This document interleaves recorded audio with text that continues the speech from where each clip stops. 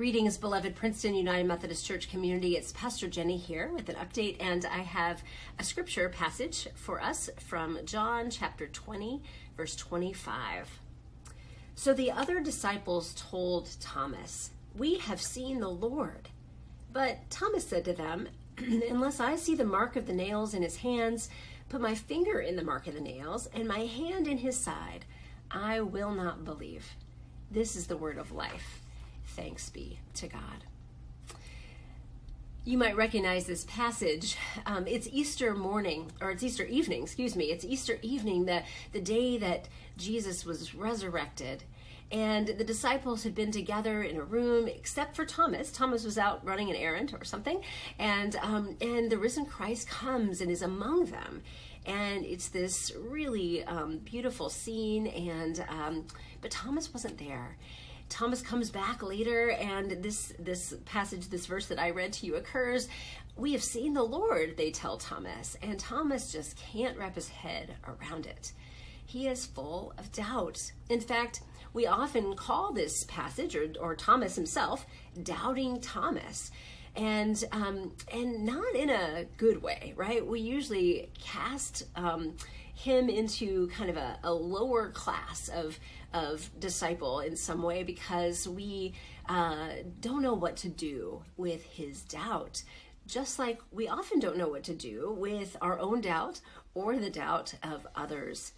This has been a real, I think, challenge for the Christian world. Doubt. What do we do with doubt? How do we work with it? What do we do with it? How do we see it as something that is normal and positive even? Frederick Buechner has a phrase, and he says, doubt is ants in the pants of faith.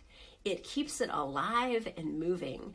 I love that, because I think that it's dangerous when we say that doubt is something that is not okay. Because truthfully, frankly, in our Christian scripture, in our Christian tradition, in our Christian faith, there are a lot of things that are hard for our kind of 21st century scientific minds to get our heads around.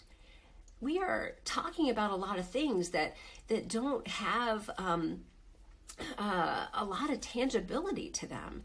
They can't be proven in the ways that we are used to proving things. So I think doubt is pretty normal. I think doubt is to be expected. And in fact, I even think that without some bits of doubt, that our faith stays pretty shallow. It's unquestioned. It's unchecked. It doesn't have that movement that Frederick Buechner talks about, that really kind of lets us go deeper, to go, how does this work? What? How is Jesus resurrected? How does God do that? What does it mean that the risen Christ can walk through walls and be there among us, and we can experience his presence? There are a lot of things like this that are hard for us to wrap our minds around. I think if I had been Thomas, I would have been in the same spot, kind of like, I need a little more than just your word about this, especially when it's so new. We are used to this story. We're used to the idea that the risen Christ can be among us in some way, but these things are difficult. We're going to actually look on Sunday at a different passage that is in the Old Testament. It's the Exodus passage where Moses is at the burning bush, and he too is filled with doubt and anticipates the doubt of the people. He in Egypt, the Hebrew people in Egypt, that he is going to, or he's trying to figure out if he's going to at this moment.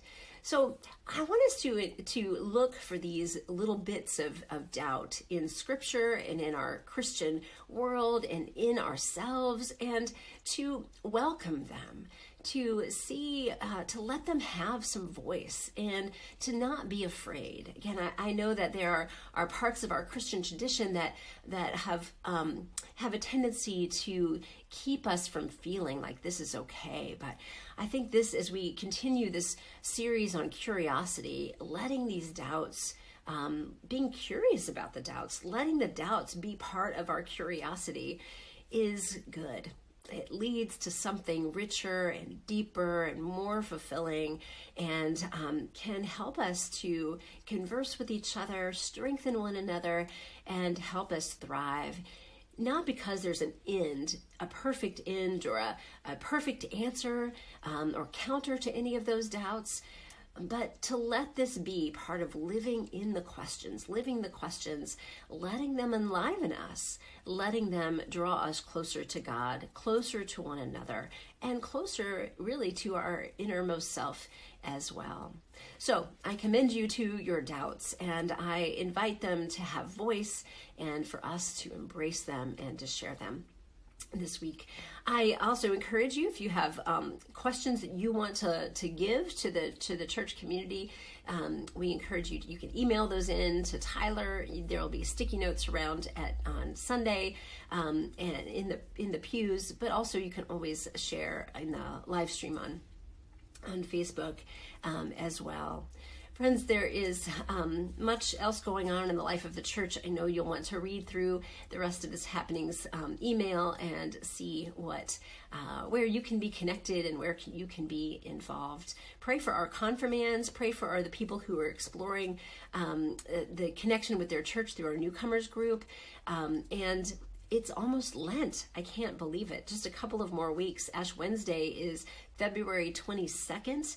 And we are entering into that season of Lent. I'll give you a tiny preview that we are talking about restoration of our souls, our spirits, our bodies, our minds, our hearts.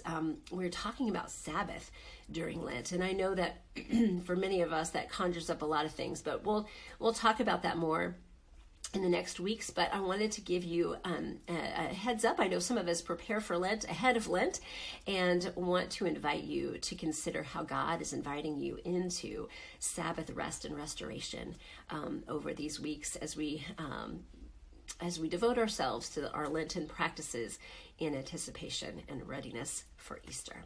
All right, friends, it is always a joy to journey with you.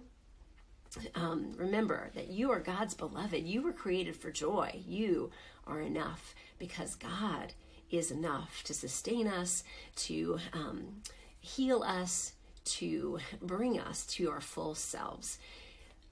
I will talk to you soon, see you soon, worship with you soon. May you have a beautiful and glorious week.